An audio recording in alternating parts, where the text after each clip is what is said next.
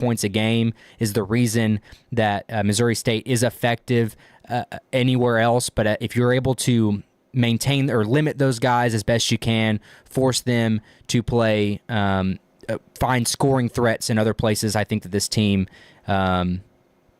is very beatable, and you're able to get yourself back back ahead, put yourself at 5-2, still stay in that conference regular season championship.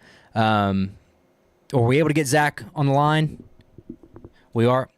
All right. So we got Zach joining us here. The Blue Raiders face off against Vanderbilt at Bridgestone Arena next Sunday, the 25th at 6 p.m. This is the club president, assistant captain, Zach Bolden. Zach, thanks for joining us. Hey, thanks for having me, y'all. I really appreciate it. Hey, I know right now you guys are down, or you're up, I should say, in Lynchburg, Virginia, getting back to it. I know you had your winter break as it is. Can you give us a live update in Lynchburg, how things are going? Yeah, it's insane, actually. So it's the third period right now. At the end of the second period, we were down 6-3. This team looked a little slow. We left at midnight on the bus and started thinking maybe should have left a day earlier.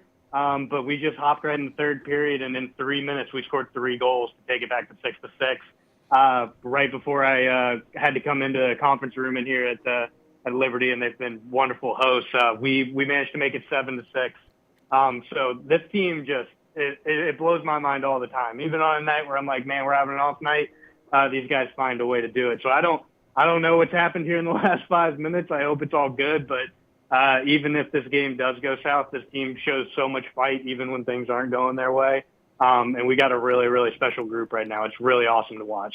Well, they are the number 1 ranked team according to the ACHA Division III national rankings. A perfect 15-0. Is that right, Zach? Yeah, in the Division III play, we are. Only games that we had not go our way were a couple Division II games against UNC Wilmington to start the year.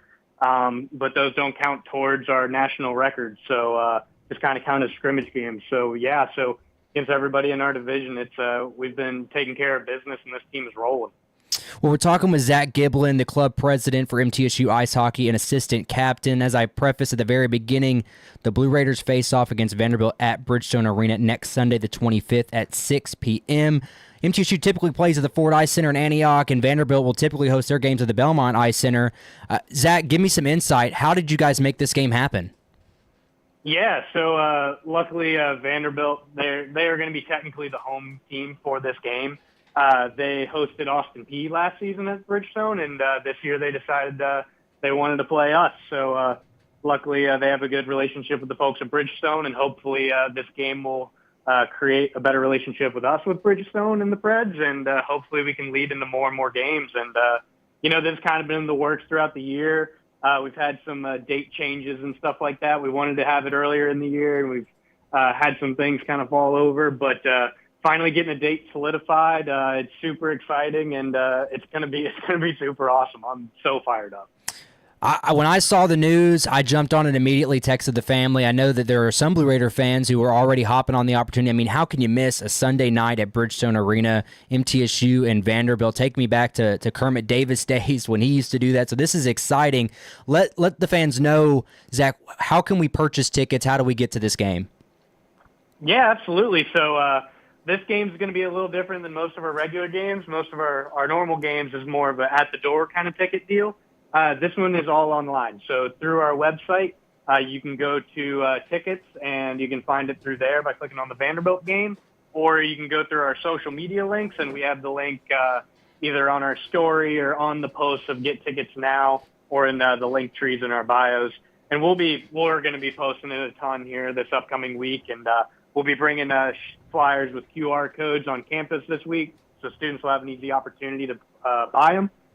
Tickets are general admission. They're $7.50 a piece, and that is for everyone. If you have a season ticket with our team this season, this game is not included in that because it is not on our rink, and also, unfortunately, students need to purchase tickets as well. But it's only $7.50, and for a game at Bridgestone Arena, I think that's pretty darn good, and I'm so excited.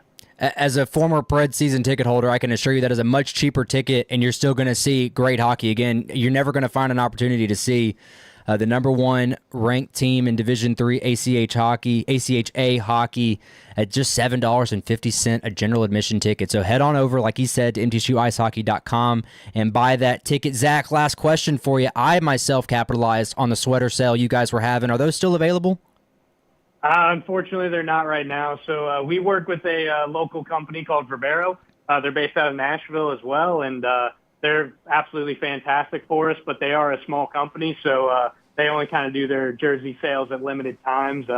We'll definitely have another one here in the off season where everyone will be able to purchase their jerseys, and we got some awesome jerseys, and we're super proud of them. But you don't want to wait for that. This weekend against Austin Peay, or I guess next weekend now, we'll be wearing our USA military jerseys that we wore in Huntsville this past November for Veterans Day.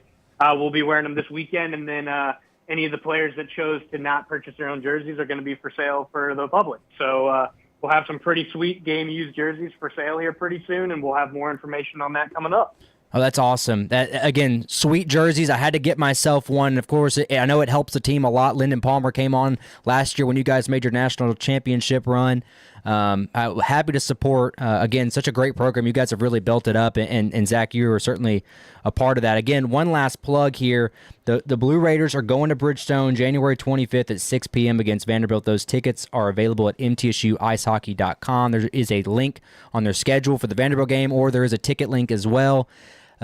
Are the assistant captain, club president, Zach Gilbin, thanks so much for joining us. No, thank you all for having me. I really appreciate it. Anytime at all. Now I got to go see what happens at the end of this game. Best of luck. Appreciate it, y'all. Thank you. Again, that was Zach Gilbin, the president of the MTSU ice hockey team. As we're wrapping up the show here, I just highlight the women. They lost in Ruston 61-48. Turnovers are an Achilles heel, and they can't afford that on this Saturday's matchup against the first-place Sam Houston Lady Cats, one of the best teams in all of Conference USA and the country in turnovers. So they have a lot of work cut out for them in this one in particular. The big thing for Sam Houston is they can't score the ball on the flip side. So if they can play some stellar defense there on the road, that's one of the few things that travels pretty well, but they have to be able to hold the basketball because the 20 turnovers per game is what they average, and Sam Houston is forcing way more than that, so they've got to find a way to hold on to the basketball because that's what killed them in Ruston. So look forward to them bouncing back again against a first-place team. This will put them right back into first place if they're able to win in Huntsville this Saturday. Again, got to cut our show short this week. We're going to be kicking it over to Brian Baird, who's covering tonight's Blackman at Stewart's Creek game. Thanks for tuning in to another episode of the Blue Raider Podcast presented by Gold's Gym of Tennessee. Reminder to follow us on our social medias at Blue Raider Pod on X, Instagram, Facebook, and TikTok. And if you're tuned into our live stream on YouTube, subscribe so you don't miss another one of our weekly episodes. Thanks to my producer, Jackson Smith. You're listening to the Blue Raider Podcast presented by Gold's Gym of Tennessee on WGNS. And until next time, go Blue. Sign-ups are going on right now for First Shot's Winter Basketball League in Rutherford County. Coach Andy Herzer guides kids to sharpen basketball skills and build teamwork through exciting clinics and games. Since 2003, First Shot has empowered youth to grow in mind, spirit, and body. Don't miss out. Join the fun and develop lifelong skills. Visit FirstShotTN.org today and register for the Winter Basketball League. That's FirstShotTN.org. Next on All Sports Talk, it's the Blue Raider Insider Report with Chip Walters of Exit Realty, Bob Lamb & Associates. Well, good afternoon, everybody. Lady Raider basketball suffered its first conference loss of the season last night, falling 61-48 at Louisiana Tech. Middle now 9-8 overall, 4-1 in Conference USA. Tech now 10-5 overall. They are 3-1 in conference play. Middle Tennessee struggled to find an offensive rhythm early, shooting just 20% in the opening quarter as Louisiana Tech built a 15-5 lead after one period of play. The Blue Raiders closed the gap with a 6-0 run before halftime. Freshman Yuhan Lin led Middle with 14 points on 5 of 7 shooting, while freshman Macy Pfeiffer added 10 points and 6 rebounds.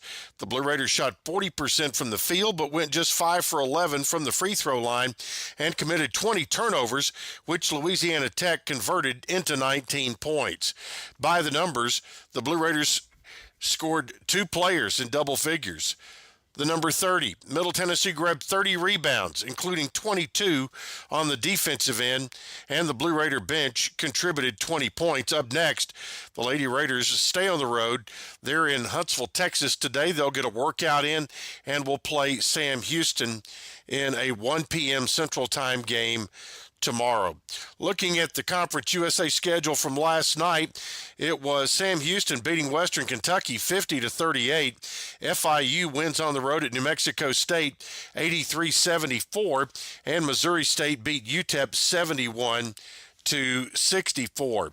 On Saturday, Missouri State is at New Mexico State, FIU at UTEP, Middle at Sam Houston at 1 o'clock, Jack State at Kennesaw State, Western Kentucky at Louisiana Tech, and Liberty will be at Delaware.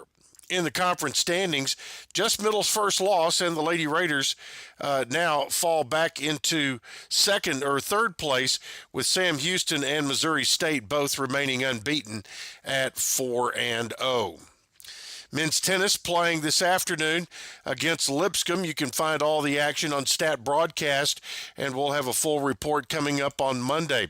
Middle Tennessee's men are back at home this weekend, after dropping a 59-58 decision at Louisiana Tech on Wednesday night. Blue Raiders been hard at work after that loss, where the Blue Raiders had a 19-point lead at halftime and saw Louisiana Tech make their only 3 of the game with under 5 seconds to play. They had previously been held to 0 for 11 from the arc, and at that point, the Texters made one and win it by a score of 59-58. Blue Raiders will be taking on Missouri State tomorrow. We'll get to that in just a moment. But last night, a couple of games. Liberty beat New Mexico State 73-71 in Lynchburg, and UTEP over Delaware 70-69. Tomorrow's schedule has New Mexico State at Delaware, Sam Houston at FIU, UTEP at Liberty, Kennesaw at Western Kentucky, Louisiana Tech at Jack State, and Missouri State at Middle. Again, that game is at 5 o'clock. Blue Raiders in a tie for second in Conference USA with Western Kentucky and Missouri State. So this one, I have a lot on the line on Saturday. Liberty right now at 6-0 has a 2-game lead in Conference USA. And one other note of Conference USA basketball, the reigning Conference USA Player of the Week and the preseason Conference USA Player of the Year, Simeon Cottle of Kennesaw State, has been suspended indefinitely for his involvement in a point-shaving scheme that came out yesterday. He is one of several players across the country that has been indicted. That's it for today, folks. Catch us tomorrow with Lady Raider and Blue Raider basketball right here on the Big G, WGNS.